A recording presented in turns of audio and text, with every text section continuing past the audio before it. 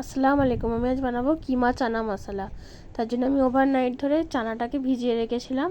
আমি আবার ওটাকে সিদ্ধ করে নেবো। একটা কুকারে দিয়ে দিয়েছি, দিয়ে আমি ওর মধ্যে পরিমাণ মতো জল দিয়ে দেবো। জল দিয়ে আমি ওর মধ্যে একটু নুন, দুটো তেজপাতা ছিঁড়ে দিয়েছি, তিনটে এলাচ, দুটো লং, দুটো দারচিনি দিয়ে দেবো। দিয়ে আমি ওর মধ্যে আবার একটা পুটুলিতে হাফ চামচের মতো চা গুঁড়ো দেবো, দিয়ে বেঁধে ওর মধ্যে ওটা দিয়ে দেবো। সিদ্ধ হয়ে গেলে পুটুলিটা তুলে ফেলে দেবো। তারপর এর মধ্যে একটু অল্প করে হলুদের গুঁড়ো দিয়েছি, দিয়ে কুকারের চাপাটা এঁটে 3টে সিটি দিয়ে নেবো এটা সিদ্ধ হওয়ার জন্য। আমি কড়াইতে 4 টেবিল চামচের মতো তেল দিয়েছি, দিয়ে ওতে পেঁয়াজ কুচিটা দিয়ে দিচ্ছি।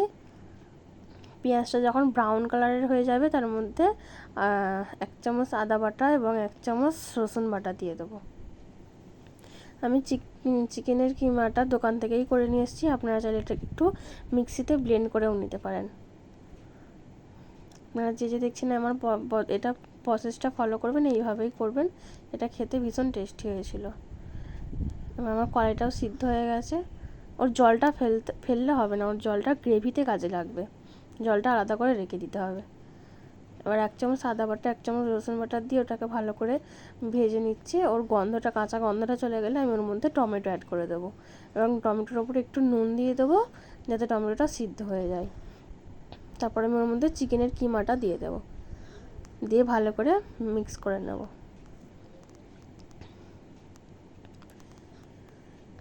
তারপর আমি এর মধ্যে গুঁড়ো মশলা অ্যাড করে দেবো, একটু হলুদ গুঁড়ো, একটু লঙ্কার গুঁড়ো।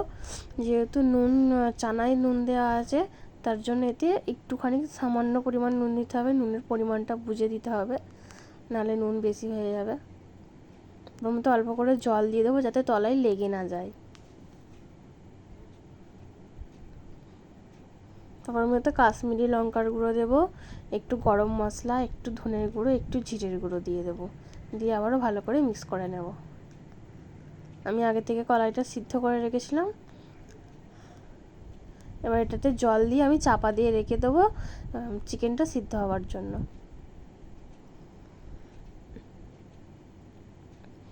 আপনারা যে দেখছেন অবশ্যই আমার চ্যানেলটাকে সাবস্ক্রাইব করে দেবেন, আর ভালো লাগলে অবশ্যই কমেন্টে জানাবেন।